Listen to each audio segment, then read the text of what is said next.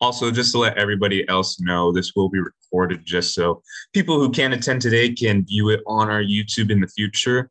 I just wanted to notify you all of that. We'll get started here in just a couple minutes.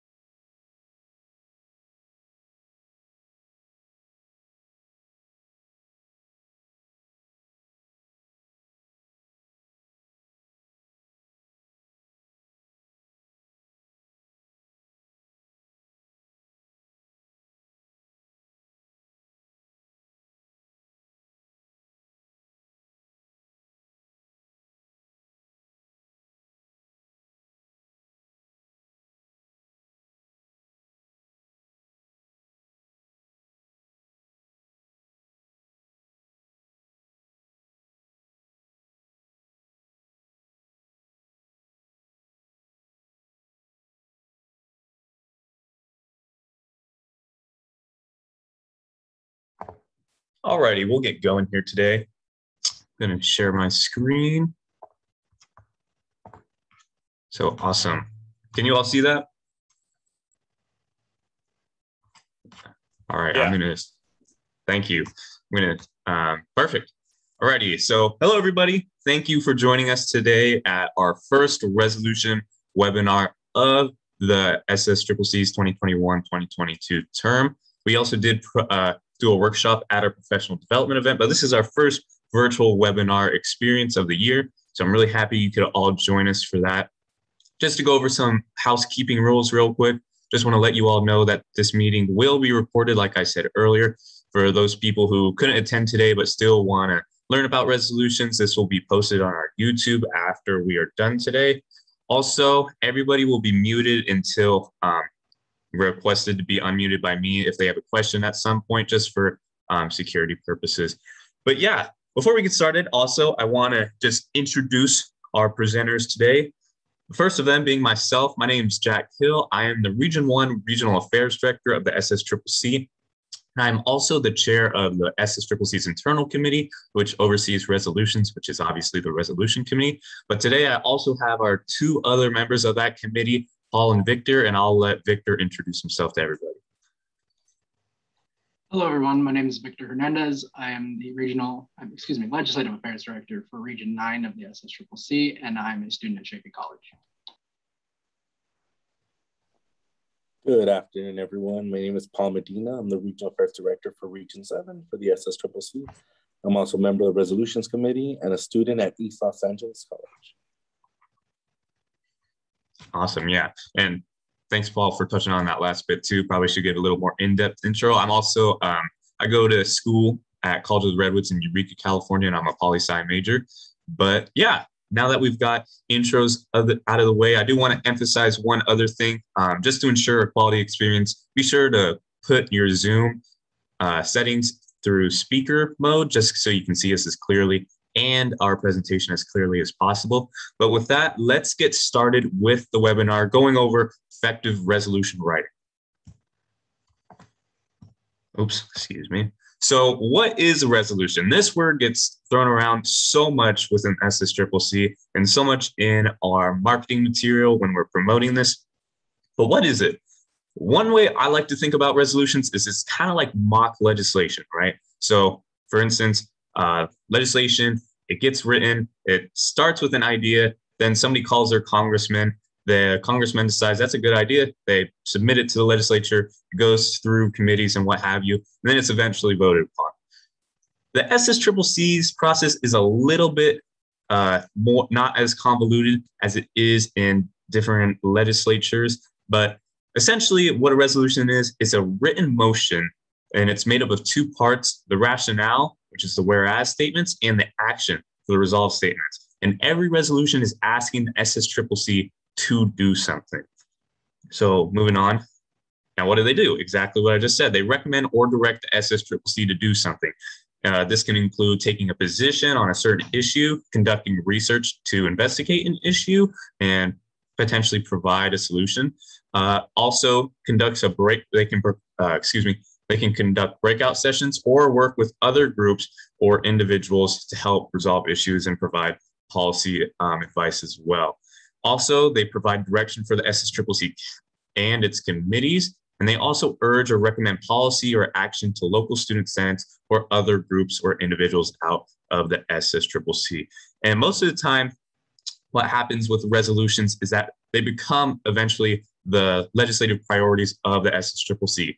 The SSCCC is a student-run organization, and we ensure that everything we do is manifested through students. So everything that we advocate for in the legislature comes from students who have written about them, who have noticed these issues at their campuses or at the statewide level as a whole, and decided to take action on them accordingly through resolution writing. Exactly. But moving on, I'll pass it on to Paul just to get into the more in-depth structure of resolutions and how they are composed. Thank you, Radhill. Now, getting into the background, part one about the resolution. Now, what is a background? It's a brief statement to provide background information. It strengthens the understanding or importance. It's written in separate paragraphs. It comes before the resolved, and only 4 per resolution. So just note that also too much information could be distracting. And with the resolution, it's going to end with the semicolon, and you're going to see the background portion of it in a few minutes. Next slide, please. Here you go, an example. Why feed the dog? Whereas dogs need food to survive. Whereas dogs cannot live without food.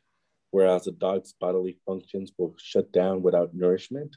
And whereas dogs will die without food. Now, part 2, the action. It indicates the action to be taken by the SSCCC. It's written in separate paragraphs. It comes after the whereas, and only 4 per resolution. Now, too much information can be distracting. An example, why feed your dog? Resolved that the SSCCC recommend that you feed your dog daily if you want it to live. You know, that was an example of a good resolution. Short, clear, and concise, provided the information. Now, let me show you an example of a bad resolution. Why keep a goldfish in water? Whereas a goldfish cannot survive in water. Whereas a goldfish, if kept in water, drowns. Whereas a goldfish needs to be babysit, or else, whereas a goldfish will turn silver. Whereas a goldfish in water for a prolonged period of time will start flying. And whereas I hope this resolution gets approved at the General Assembly, fingers crossed, let it be resolved that goldfish shouldn't be kept in water, or else it turns silver, starts flying, and drowns if you don't babysit it. Did you notice all those whereas and how it just didn't really make sense? Now, resolutions about legislation, very important. You're writing a resolution that deals with or mentions legislation or propositions.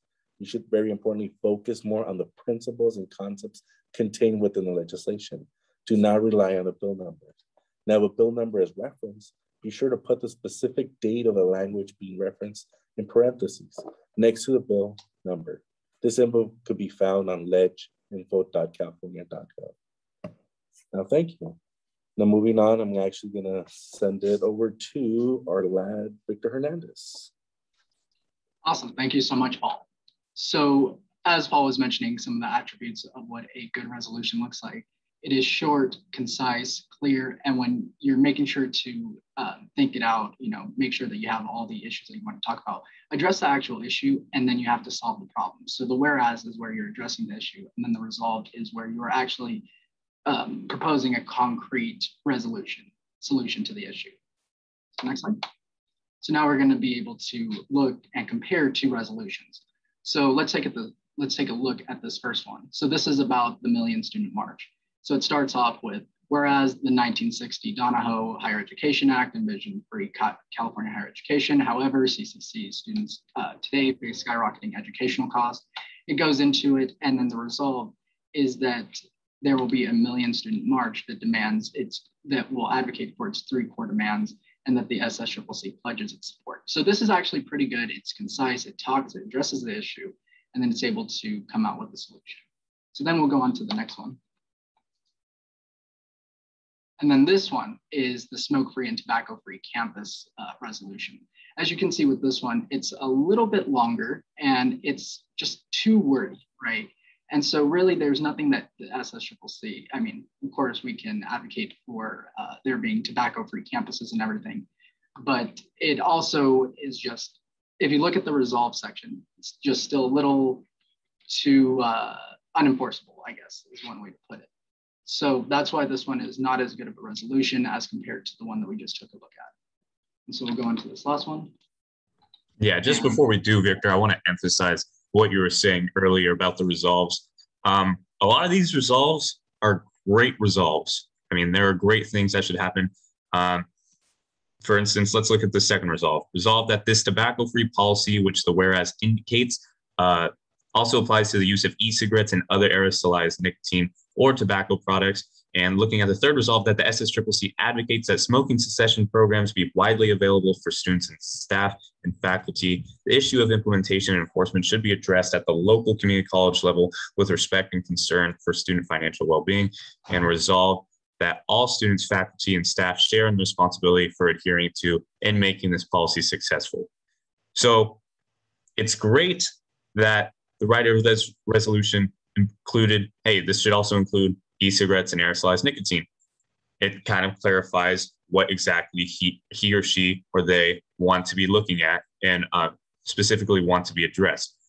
But nonetheless, that's still information that is part of the rationale and isn't really a part of the action. You could think of it as an action when you're clarifying what exactly is the action, but nonetheless, that should be included in your whereas, since whereas is also consisting of information that helps make your case. And when you're trying to decide what your rationale applies to, you want to include the information of what it actually applies to in the whereas sections. And also going back to this last resolve, that all students, staff, and faculty share in the responsibility of making this policy successful.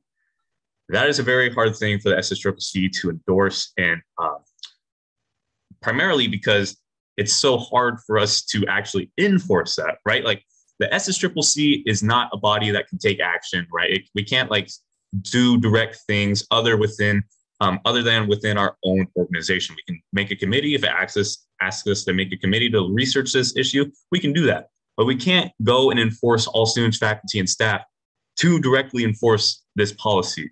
That's just outside of our purview. It's not within our authority. And overall, it just leads to an unfeasible resolution that generally will probably not be passed at General Assembly, because delegates will notice, hey, this isn't really something that the SSCCC can do.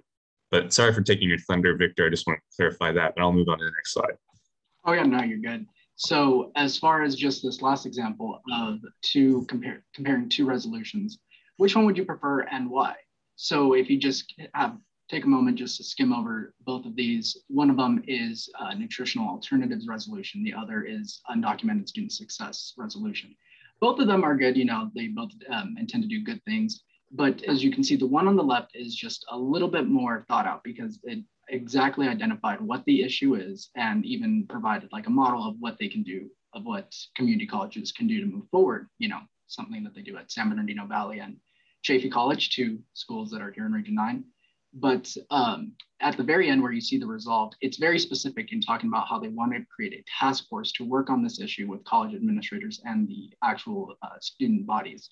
Whereas with the other one, it's just, again, going back to the vagueness of it. So it's all stuff that, you know, we want to protect and promote academic achievement amongst undocumented students, and we want to be able to give them support.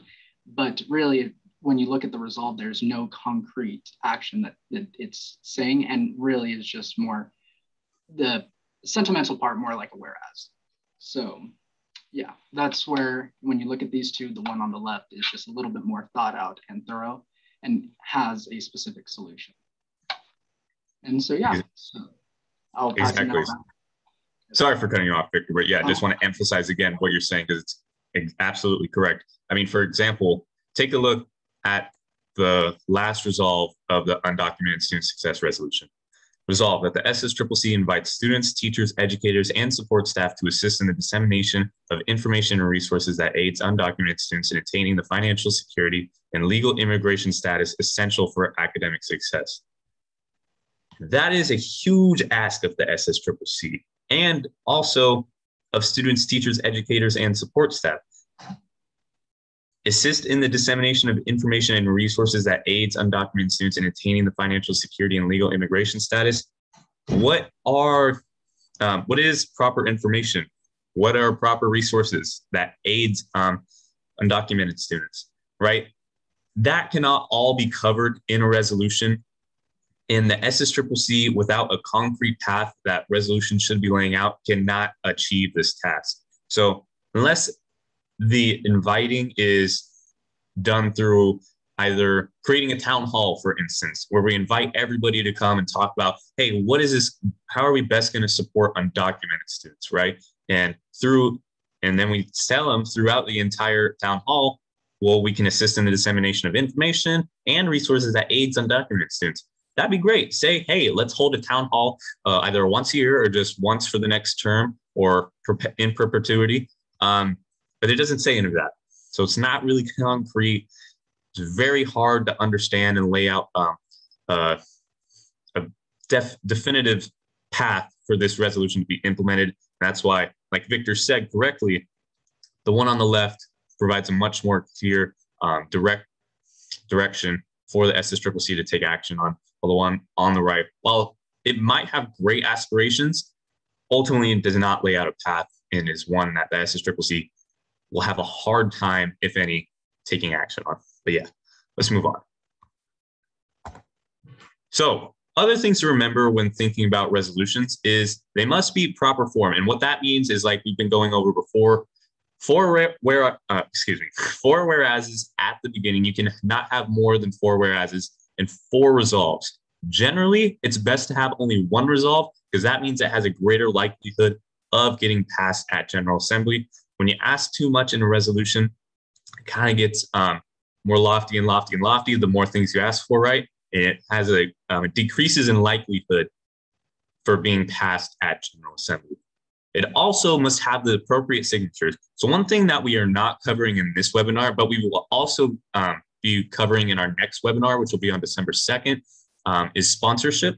So all resolutions must be sponsored in order to be submitted to General Assembly. And we won't go into the specifics of sponsorships, but they include many other entities within student government. For instance, ASGs, the board of directors of the SSCCC, different regions, regional delegate assemblies of the SSCCC, different internal committees of the SSCCC, I believe, and they all have to be signed and sponsored by those committees or different entities in order for them to be submitted at GA. And also, they must be legible. Obviously, it's just kind of a truism ultimately, but sometimes it gets a little bit hectic. And the legible also considers, like, hey, are you using like correct formatting and you're submitting it electronically? And if you need to submit it handwrittenly, which I haven't seen done in my tenure here, but I don't doubt has not happened before. Be sure you're using nice handwriting, but I assume many of you won't be doing that. It must be submitted on time. So we'll get into the timeline of the resolutions and when all resolutions must be submitted. But obviously, if you don't submit it on time, it's probably not going to be considered for being submitted to GA. And also, thank you, Dr. Adams, for notifying me. We do not accept as an organization handwritten resolutions. So when we're talking about must be legible, it must be incorrect formatting through any sort of document platform that you use, either Word or Google Docs or anything else. But moving on. So the other aspect of this webinar, which is probably the most fun in my opinion, is writing. So all of you attended today are going to have the chance to participate in drafting a resolution. So we've laid out the proper formatting and how many whereases and resolves you can have. And we are going to break you out into 4 separate breakout rooms. And myself, Victor, our Paul, and our interim VPRA, who is also here, will be overseeing each of those those breakout rooms in order to facilitate the conversation and aid you all in helping to write a resolution. And also, one thing I want to touch on before we do that, I know many of you have probably been thinking about some ideas you want to write resolutions about, but for those who are still having some trouble getting one down and really just want to hone in on resolutions writing skills before they do so, we have some mock topics for you. So, for instance, why should professors prioritize open educational resources / zero textbook costs, for students? Why should you change your car's oil? So we try and do silly examples too, because it really promotes engagement and kind of makes it easier in your mind when we're trying to get basics resolutions down. Also, why should the time out of high school and the GPA requirement be eliminated as Cal Grant qualifications? This actually question is derived from a recent bill that was unfortunately vetoed by Governor Newsom, but was advocated for vigorously by the SSCCC. And these 2 questions were addressed in it, actually. And also another silly one at the end, why should you wash your clothes? So these are all mock topics that all of our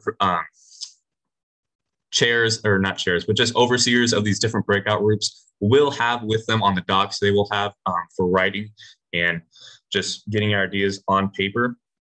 But with that, are there anything else I want to go over before we go? Nope, that's for after. Also, awesome. So I will also drop this formatting in the chat so we can all look at it while we're writing, and also be on the doc, so I actually won't do that. But yeah, right now, I'm going to break us out all in the breakout rooms.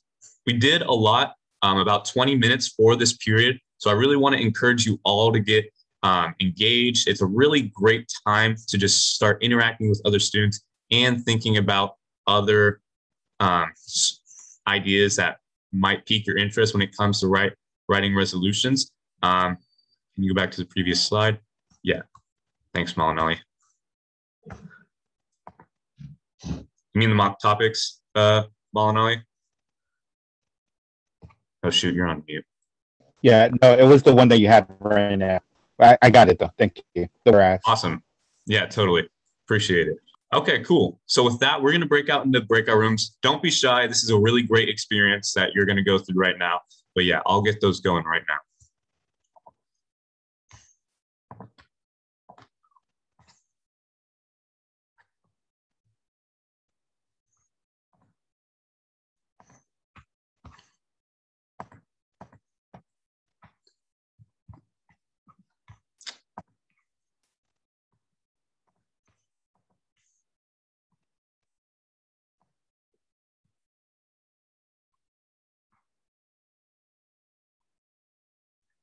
Awesome. Cool. I'll get to those right now. Oh, thank you, Jen. I appreciate it.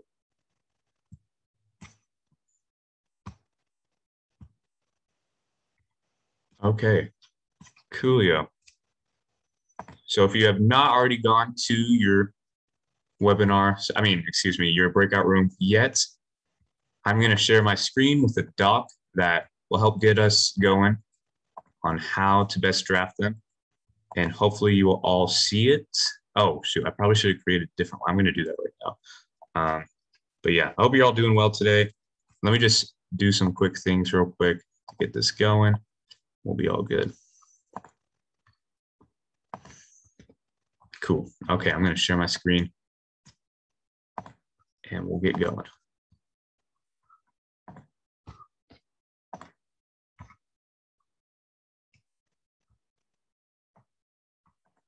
Okay, cool. Can you all see my screen who are in my breakout room? You can just give me a thumbs up if you like. I think we have all SSCCC people. That's cool. Cool. Alrighty, recording in progress. Let me share my screen. Bingo. Alrighty. Oh, don't want to go here. Okay. Now that you've all had the chance to write a resolution, get some ideas down on the paper, I'm going to move to each of our breakout room hosts and have them summarize what was talked about. And also, I'm going to see if I can actually share the document that you were all writing on as well, just so I can show your guys' ideas as well. But Paul, would you like to start? Yes, thank you, Rad. You want me to share my screen or just really quick just go down? Yeah, share your screen. That'd be great. Okay, bear with me. I'll stop sharing. You can ask share. Well, you can't share? I'll give you screen sharing capabilities right now. Oh, there you go. I'll see my screen. Okay. So basically, this was our resolution. I want to thank the following delegates from all throughout the state for being there: Brandon, Isaiah, Marissa, and Michael. You all did great in our first mock resolution, but we picked on one of the mock topics was why should the time out of high school and the GPA requirement be eliminated as Cal Grant qualification? It came down to this: whereas Cal Grant awards are awarded to traditional high school pathway graduates, whereas non-traditional students often face inequity financial aid barriers in receiving the Cal Grant. Whereas disenfranchised communities such as returning parents, veterans, previously incarcerated, and older students are unable to access Cal Grants. Whereas financial aid is crucial for funding and education and other basic needs to help all students succeed.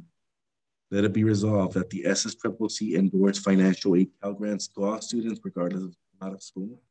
Resolve that the SSCCC advocates for financial aid reform for all students regardless of time in the return to pursue higher education. Resolve that the SSCCC works in collaboration with the California Legislature and Department of Education to expand Cal Grant funding to all students.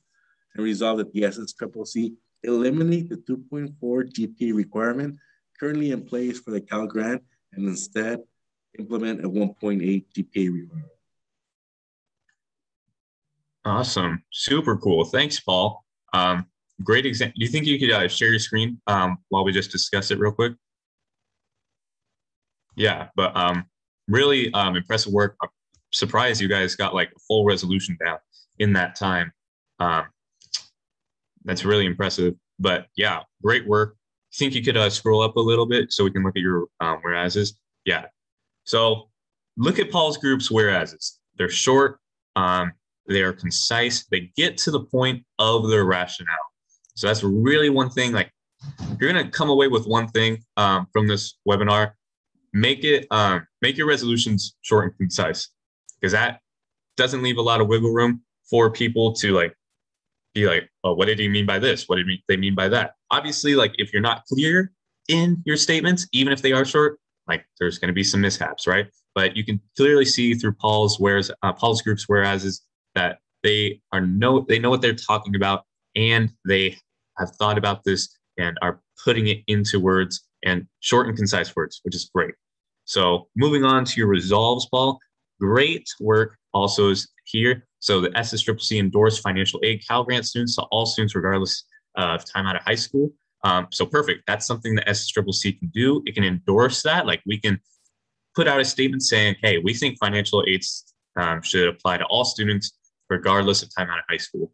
The second resolve, that the SSCCC advocates for financial aid reform for all students regardless of time and return to pursue higher education. That's another thing we can do. That's actually the epitome of what we do. We are an advocacy organization. That's what we emphasize. We're a 501c3 nonprofit that specializes in legislative advocacy.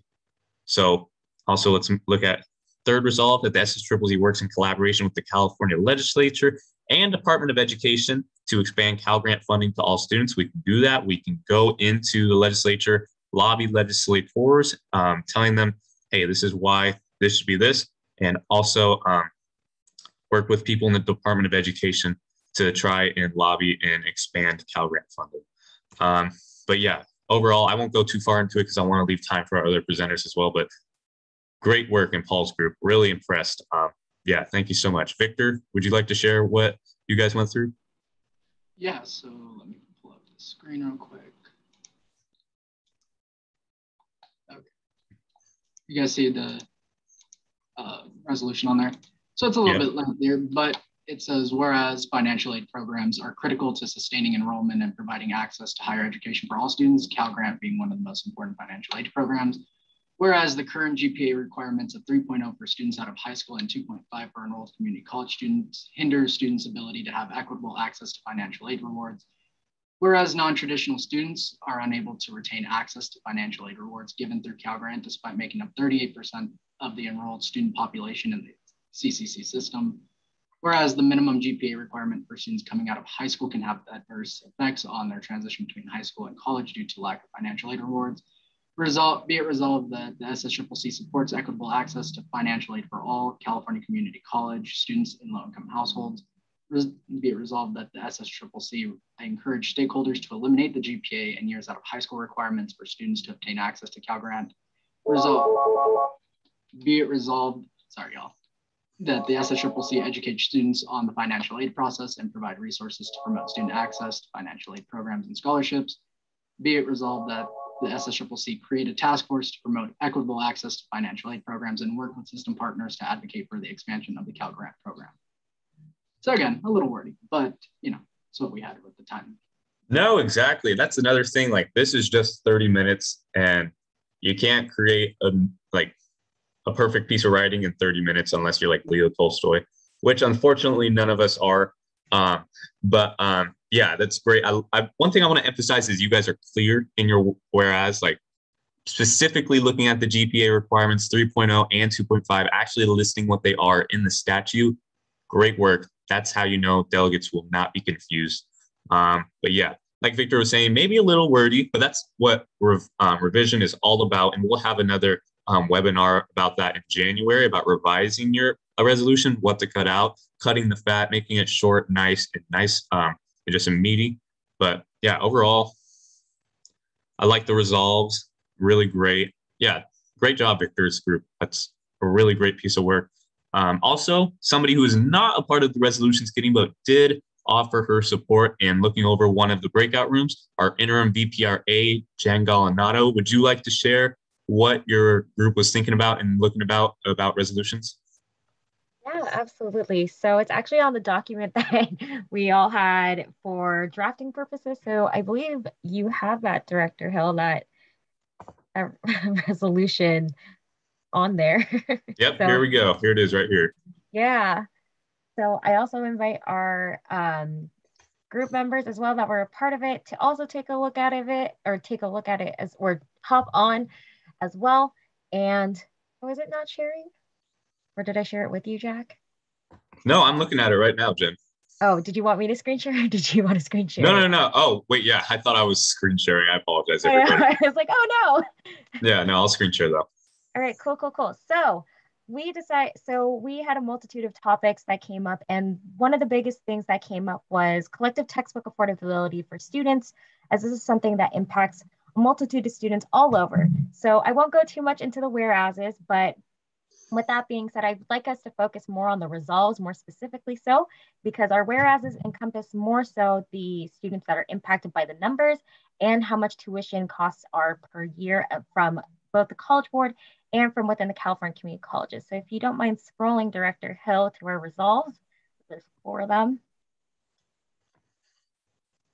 I realized that when I spaced this out, it was not showing the 4th one. But with that being said, I'll start with our first one, and our first one being that the Student Senate for California Community Colleges conduct a statewide study comprised of both students and faculty on the usage of materials in the classroom within each department. Our second resolve covering that the Student Senate for California Community Colleges work very closely with its system partners, such as the Chancellor's Office, to compile a report on the cash flow of each of its 116 colleges each academic year. Resolved that the the Student Senate for California Community Colleges work with the Chancellor's Office to ensure that faculty implement the usage of a textbook renting system to subsidize the cost of textbooks in the library or the classroom environment. And our last and final result being that the Student Senate for California Community Colleges advocate for legislation centered on college textbook affordability and see it as a high ongoing legislative priority for the 2022 through 2023 academic term. Awesome. Yeah. Thank you, Interim VP RA Galinado. Great work here. Again, super surprised that you guys got like everything filled out within that amount of time. Really like the whereases, like defining terms. That's always a great thing to do. And we're also right here, the average, great research, especially, wow, like, holy cow, very impressive within the time allotted. But yeah, absolutely. And the resolves are just nice and pithy and to the point.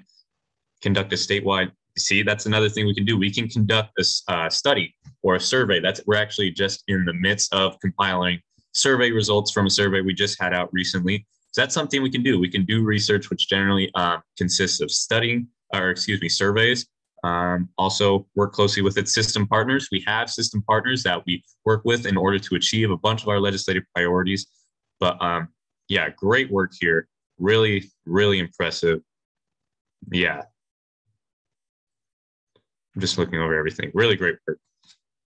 Work with the Chancellor. We work with the Chancellor's office very closely since they are crucial into the governance of the California community colleges, and advocate for legislative center on college textbook affordability and see it as a high ongoing legislative priority for the 2022-2023 academic term.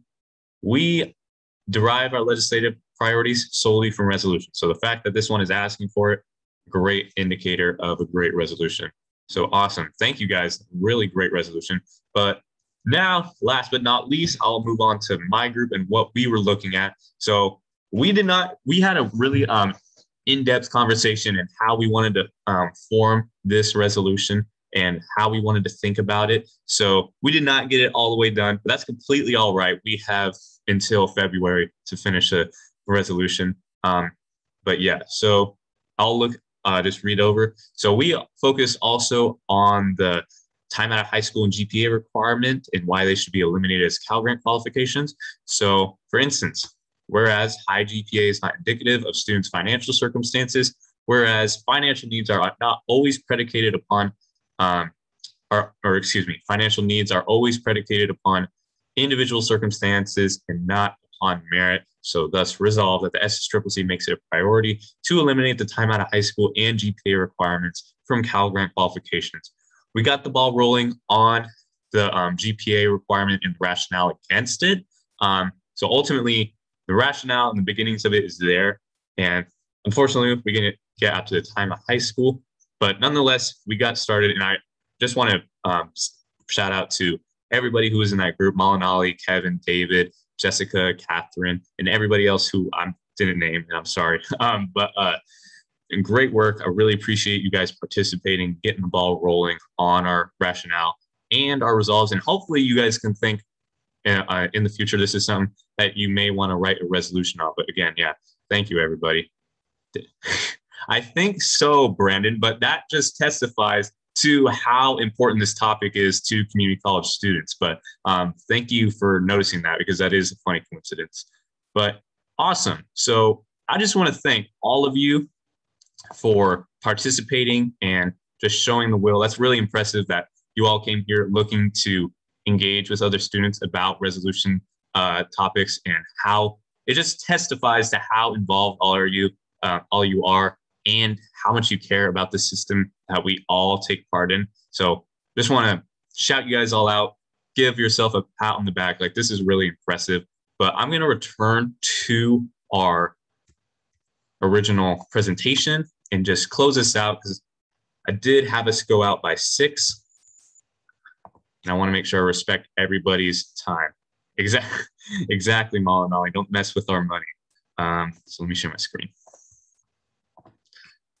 All right, so we did that.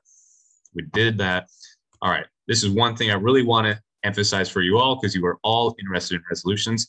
Here is our official timeline. Feel free to take a picture of it, screenshot it, however you want to do it. But our original resolution submission deadline, so all original resolutions from any author have to be submitted to the resolutions committee on February 4th, 2022, which is next February. That's 55 days prior to GA. The first resolution package of dissemination, that's when the resolutions committee, we receive all these resolutions, we make a packet for everybody to review them before GA so they know how to vote and they just want to review, do maybe extra research on them so they know they're making the right vote. We will disseminate that 5 days after the original submission deadline on February the 9th.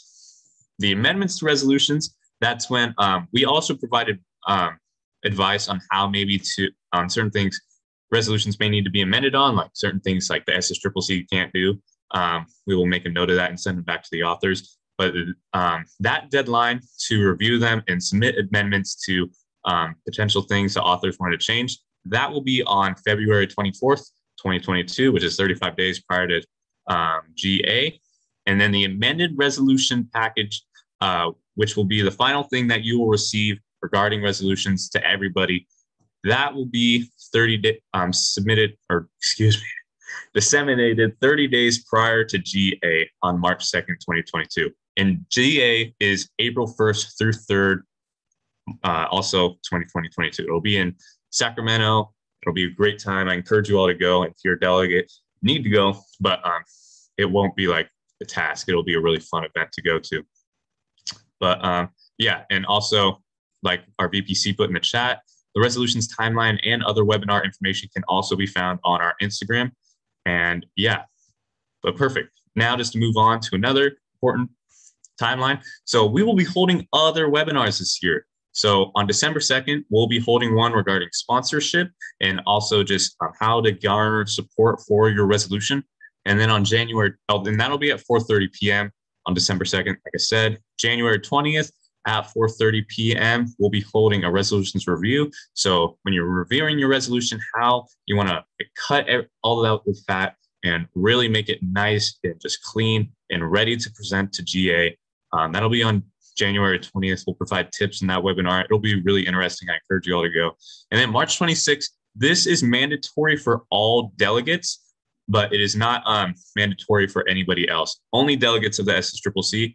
It'll be a debate and Parley Pro review webinar prior to GA. There'll also be one during GA, but we really want to emphasize this because it can get quite hectic on the floor of GA when delegates don't know the proper procedures to debate resolutions and the different rules surrounding debate. So we'll be holding a webinar on that. But yeah, that is the conclusion of our webinar. We'll take any questions right now. Unmute yourself, put them in the chat. If you have any questions, now is the time to ask them.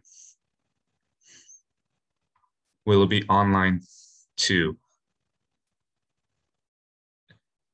Jessica, could you, are you referring to the, Jessica L, are you referring to the webinars or General Assembly? GA. So it'll be both online and in person, a hybrid situation. So yeah, if you can't attend in person for any reason, you can attend it online. But all the webinars will be online as well. Yeah, just want to emphasize what Jessica Dominguez, our RAD from Region 9, saying. For all the participants today, great job. Really impressive that you guys really got involved with these resolutions. And I look forward to reading them when the time comes. Malinali, I see your hand is raised. Thank you, Chair. In general, for how many resolutions do you see? Oh, we see, it's kind of interesting. They've been on the rise as each year goes on. Shoot. Correct me if I'm wrong, people who were there last year, but I'm pretty sure we received like 40 that were eventually voted on at GA, but it can always rise, it can go lower, but 40 is what we received last year. I think that was the highest we'd ever received. So, 27, excuse me. Yeah, and Michael X, I see you just sent me a question. So do they have to pass through the regional assembly first? They can receive support from regional assemblies, and that's something we'll go over in our sponsorship, but they do not have to go through regional assemblies just to be passed and become enacted through the SSCCC. The only body they have to pass through in order to be verified is the General Assembly, but they do have to receive support and sponsorships, and they can come from regional assemblies, in which case they'll have to go through a vote in order to sponsor them, but they do not need to be verified and enacted through the SSCCC to become enacted or law within the SSCCC, right? But I'm going to go to David because he had his hand raised, but I will answer the questions in the chat. But David, go ahead. Yeah, I was curious. Does SSCCC have any say in the Pell Grant limitations? It seems like the Pell Grant could alleviate the more significant financial burden that students face in higher education. And I was just wondering how that comes into play, since it's SSCCC, it's the state, and the Pell Grant is federal grant. So I'm just curious. Absolutely. That is a great point, and thank you for asking that. It's actually funny. Our VP of Legislative Affairs is on the line, so I'll let her correct me if I say something incorrect. But since the SSCCC is an advocacy organization, we also advocate at the federal level as well for federal just policies that pertain to community college students and just education and financial need as a whole. But VPLA, would you like to respond to that? Yeah, so Jack is right. If it's anything on the federal level pertaining to community college, we do push it. And currently we're advocating for the America's College Promise program. And we're working with the UC and CSU sector to double the Pell Grant to ensure that, it did meet the percentage and cover as many students as it used to in the past, and also cover basic needs, because obviously tuition has risen and it no longer covers that aspect. Right, yeah, I heard about the doubling of the Pell Grant. My other concern was about the timeline, because once it reaches 600%, it's pretty much you can no longer be eligible to receive the Pell Grant, and that kind of creates a major impact on students who don't really understand that, or that maybe are changing careers. Like for example, I was actually a theater major for several years, and I was studying, trying to figure out where I wanted to go. And then finally, when I picked the direction, I had already kind of just gotten, almost completely through my threshold. And I know that if it's affecting me, chances are it's probably affecting other students as well. And so that's kind of what I wanted to bring up. Absolutely, yeah. Thank you for bringing those concerns up, David. If you want, feel free to put your email in the chat, and I know our VPLA will get back to you. Or VPLA, if you want to put your email in the chat, just so maybe you could help alleviate David's concerns further about what the SSCCC can do, that'd be great. But yeah, I want to also get to this question because I do want to make sure we get out on time. I want to respect everybody's time. So this is from Sophia, and this is not too early of a question, and this is a great question. How does the SSCCC implement resolutions after these are voted for by delegates? So going back to our slide right here, what do we do? So the SSCCC can do a lot of things with different resolutions. For instance, they can create advocacy toolkits if it's pertaining to a legislative priority. We can take a position. We can conduct research or investigate an issue. We can conduct a breakout session. For instance, we can get other people within the California community college system to look at an idea, or call a town hall. And we can work with other people or individuals, etc. It also provides direction for the SSCCC and our committees. And if it urges or recommends policy or action to local student senates or other groups, the individuals outside of the SSCCC, we can advocate for those local student senates to take that action, but we can't impose it on them directly. SSCCC doesn't have any enforcement power at all. We only have advocacy power. So I hope that answers your question. If it doesn't, let me know. Be happy to go back to it, but awesome. Let's see any other questions. So from Jessica L. So how soon should regions should start working on resolutions, and how long should a region work on each resolution? So that's a great question.